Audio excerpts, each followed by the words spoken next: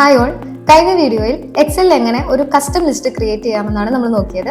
ഈ സെഷനിൽ നമ്മൾ ക്രിയേറ്റ് ചെയ്തിരിക്കുന്ന ടേബിളിൽ ഹൈഡ് ചെയ്തിട്ടിരിക്കുന്ന റോസ് ആൻഡ് കോളംസ് ഇൻക്ലൂഡ് ചെയ്യാതെ എങ്ങനെ ആ ഡാറ്റയെ കോപ്പി പേസ്റ്റ് ചെയ്യാമെന്ന് നോക്കാം. ഷീറ്റ് 1 നമ്മളൊരു ടേബിൾ ക്രിയേറ്റ് ചെയ്തിട്ടുണ്ട്.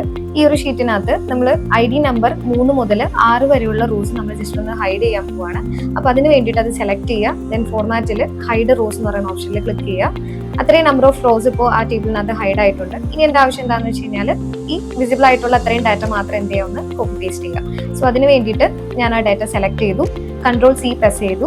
ദെൻ അതിന് ശേഷം ഷീറ്റ് 2 Ctrl+V പ്രസ് ചെയ്ത് ഡാറ്റ പേസ്റ്റ് ചെയ്തു. ഇപ്പോൾ നിങ്ങൾ നോക്കിക്കഴിഞ്ഞാൽ കാണാം ആ ഹൈഡ് ചെയ്തിട്ട റോ കൂടി ഈ ഒരു ഡാറ്റയിലേക്ക് ആഡ് ചെയ്ത് വന്നിട്ടുണ്ട്. അപ്പോൾ ഇതല്ല ശരിക്കും വേണ്ടത്. സോ ഞാൻ അത് ക്ലിയർ ഓൾ കൊടുത്തു. ദെൻ വീണ്ടും ഷീറ്റ് 1 വന്നിട്ട് ഇപ്പോൾ വിസിബിൾ ആയിട്ടുള്ള ഡാറ്റ മാത്രം എന്ത് ചെയ്യണം, കോപ്പി ചെയ്ത് പേസ്റ്റ് ചെയ്യണം. അപ്പോൾ അതിന് വേണ്ടിയിട്ട് ഞാൻ ആദ്യം അത് സെലക്ട് ചെയ്തു. ദെൻ ഗോ ടു സ്പെഷ്യൽ പോയിട്ട് വിസിബിൾ സെൽസ് ഓൺലി എന്ന് പറയുന്ന ഓപ്ഷൻ എടുത്തു. ഓക്കെ ക്ലിക്ക് ചെയ്തു. ഇപ്പോൾ നമ്മൾ വിസിബിൾ ആയിട്ടുള്ള സെല്ലുകൾ മാത്രമായിരിക്കും സെലക്ട് ആയിട്ടുണ്ടാവുക. ദെൻ അതിന് ശേഷം Ctrl+C പ്രസ് ചെയ്ത് ആ ഡാറ്റനെ കോപ്പി ചെയ്യുക. ഷീറ്റ് 2 Ctrl+V പ്രസ് ചെയ്ത് ഡാറ്റ പേസ്റ്റ് ചെയ്യുക. അപ്പോൾ നിങ്ങൾ നോക്കിക്കഴിഞ്ഞാൽ കാണാം നമ്മൾ ഹൈഡ് ചെയ്തിട്ടിരിക്കുന്ന റോസ് അതിനകത്ത് ഉണ്ടാവില്ല. ഇപ്പോൾ എന്താണോ ഷീറ്റ് 1 വിസിബിൾ ആയിട്ടുള്ളത് അത് മാത്രമായിരിക്കും നമ്മുടെ ഷീറ്റ് 2 പേസ്റ്റ് ചെയ്തിട്ടുണ്ടാവുക. അപ്പോൾ ഇങ്ങനെയാണ് എക്സലിൽ നമ്മൾ ഈ ഒരു ഓപ്ഷൻ യൂസ് ചെയ്യുന്നത്. കൂടുതൽ അഡ്വാൻസ്ഡ് സെക്ഷൻസിനായിട്ട് GTech പെരുമ്പാവൂർ ഫോളോ ചെയ്യുക. It's me Ansa, department of data science, signing of.